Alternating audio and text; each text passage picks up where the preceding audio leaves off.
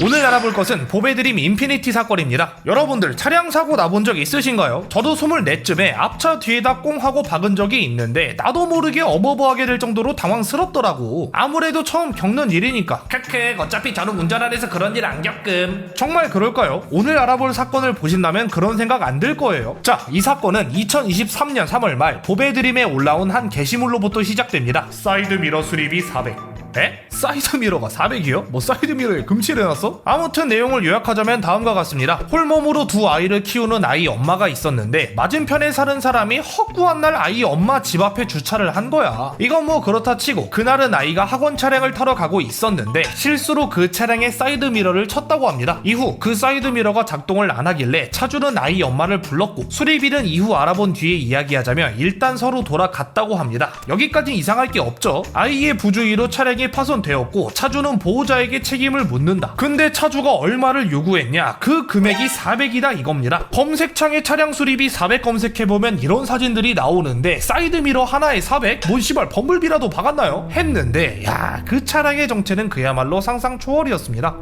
포르쉐였나요? 아니요, 상상 초월이었다니까? 파가니구나. 그 차량의 정체는 놀랍게도 인피니티 G37 쿠페. 차를 잘 모르시는 분들을 위해 이 차량의 현 중고가를 말씀드리자면 무려 600만원. 에?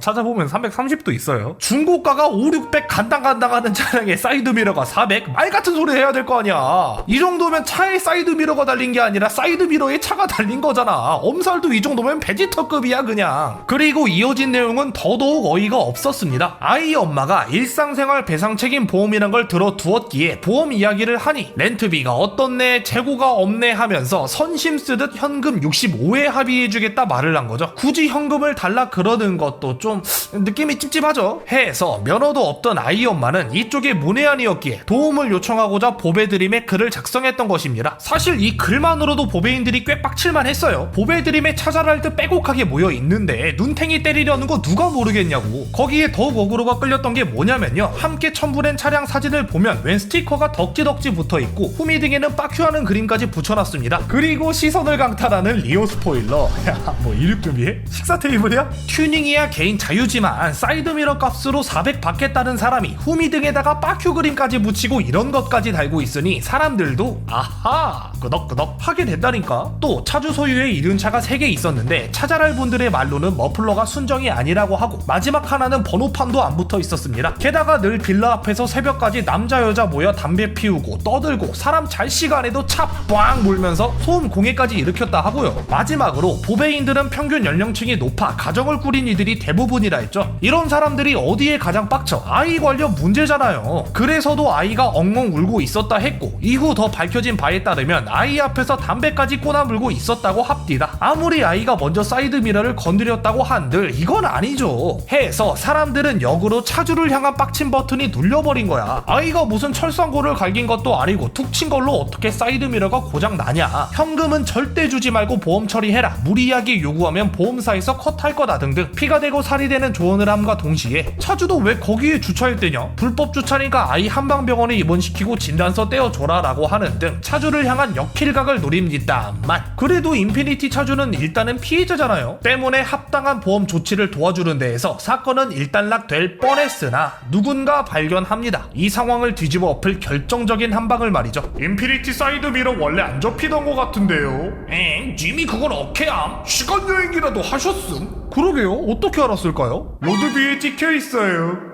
세상에, 이쯤 되면 로드뷰가 보배드림 최종 병기야. 이 사진은 2022년 7월 로드뷰에 찍힌 인피니티 차량의 사진입니다. 사이드미러 딱 하나만 접혀있는 거 보이시죠? 그리고 사건은 언제 터졌다? 2023년 3월이다 아이가 너무 세게 차서 과거로 밀려난 거 아니? 하필이면 로드뷰가 찍힌 사진이 사건 직전이고 하필이면 로드뷰 촬영 차량이 지나갈 때 인피니티가 그 자리에 있었고 하필이면 스티커를 덕지덕지 붙여놔서 차량 특정까지 되어버린 기가 막힌 이 상황. 진짜 하늘이 도운 거 아닙니까? 아무튼 이 사진 한 방으로 확정됩니다. 사이드미러는 원래 고장 나 있었음에도 불구하고 부딪힌 아이한테 덤태기를 씌운 뒤 현금을 냠냠 꿀꺽할 계획이었다는 거. 이거 완전 차에 꽃가루 불었다고 시청 가서 광택비 청구하는 꼴이잖아. 근데 어째? 딱 걸렸네. 아이 엄마 입장에선 전화위복, 임피차주 입장에선 청천벽력이었던 이 소식은 보배드림 전역에 퍼져나갔고 사람들은 중립기어를 냅다 풀고 풀악셀을 밟아버립니다. 인피니티 차량의 사이드미러가 하나만 작동된다고 해서 짝귀라는 별명을 붙인 뒤 그를 합법적으로 조지기 위해서 갖은 수단을 동원하죠. 일단 차량에 붙은 리어 스포일러, 이게 예리하게 각이 져있거나 차량의 길이, 너비, 높이보다 초과하는 경우에는 법률 위반이거든요. 이거랑 구별한 듯한 머플러, 또 번호판이 없는 것까지 하나하나 싹 모아다가 국민신문고, 한국교통안전공단 등의 민원을 때려버립니다. 또 이미 고장난 사이드미러를 가지고 아이에게 덤태기를 씌우려 했던 것, 이것도 물고 늘어지며 금감원에도 민원을 때려버립니다. 거기서 그치지 않고 해당 차량의 등록 원부 조회도 해봤는데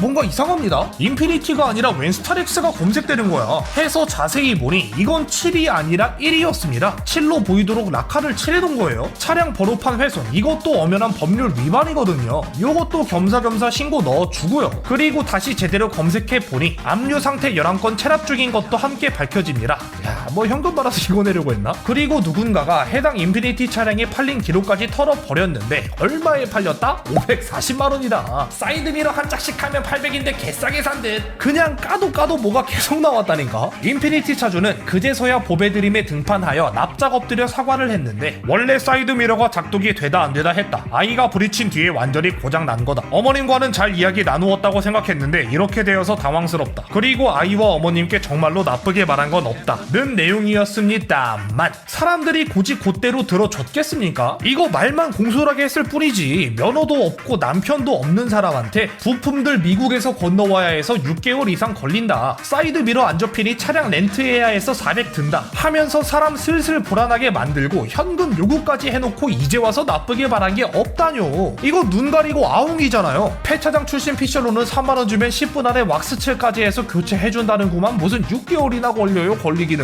이후 이 짝귀를 보러 가기 위한 성지순례가 이어졌는데 같은 동네에 SM3에도 리어 스포일러가 달려있다는 게 발견되자 아니 여기는 무슨 공항인가, 왜 이렇게 날개 달린 차가 많아, 혹시 이거 짝귀 와이프 차 아니야? 했는데 알고 보니 이 사람도 짝귀한테 낚였던 사람의 차량이었습니다. 짝귀가 직접 트렁크 뚫었다가 다 어그러졌다는데 야 이거 들어오면 어떡하냐? 보배인들의 성지순례가 계속 이어지며 부가이익을 본 이들이 둘이 있었는데요. 먼저 밤바라 소음에 시달렸던 동네 주민들이 인피니티가 사라진 덕에 발 뻗고 잠잘 수 있었고, 또 성지 주변에 있던 추어탕집의 매출이 수직 상승하게 되었습니다. 아예 리뷰 글까지 올라오던데 사진 보면 맛있어 보이긴 해. 아무튼 이렇게까지 집요하게 물고 늘어지니 짝귀는 보배드림에다가 1개, 2개, 3개, 4개 총 5개의 사과문을 올렸습니다만 사과를 바라주는 건 당사자의 몫이죠. 아이 엄마는 과연 사과를 바라줬을까요? Nope. 종국에는 아이 엄마가 빡이 단단히 돌아버리며 이 사과는 받아들여지지 못했습니다. 처음에는 아이 엄마도 아이가 잘못한 부분에 책임을 지는 게 당연하다 생각해서 빨리 해결하고 사과 받을 건 받고 일을 마무리 지으려 했다는데 짝귀가 계속해서 아이를 언급하고 짝귀의 아내까지 나서서 아이 이름을 언급하며 글 빨리 내리라고 닥달하는 등 비호감 스택을 맥스치로 쌓았고요. 그리고 앞에서 짝귀가 담배 문채로 아이를 잡아뒀다고 했죠. 아이 엄마가 그걸 이때 알게 됐거든. 그리고 저에게 먼저 진심으로 사과도 안 하셨 잖아요. 본인 변명글부터 올리셨잖아요. 보배드리님들이 안 찾아주셨으면 저는 그 사실도 몰랐을 거예요. 아이가 무서워 울고 있는데 그 앞에서 담배 피우면서 지인들하고 통화를 했다고요? 아직 저희 가족 안 괜찮아요. 저 용서해드릴 마음이 없어요. 여기서 분노가 폭발해버리며 정말 끝까지 가겠다며 고소를 때려버렸습니다. 결과는 사기 미수와 아동복지법 위반 혐의로 검찰 송치. 거듭된 사과에 마음이 약해질 법도 했지만 역시 엄마는 강했습니다. 실제로 아이가 몇 달째 우울, 불안, 불면 등으로 심리 검사를 받고 교육청 지원으로 심리 상담 치료와 약까지 복용하고 있다는 거 보면 참 잘한 결정이에요. 그죠? 그리고 아이 엄마는 보배인들에 대한 감사한 마음을 담아 근처 보육원에 기저귀를 기부하며 사건은 훈훈하게 마무리됩니다.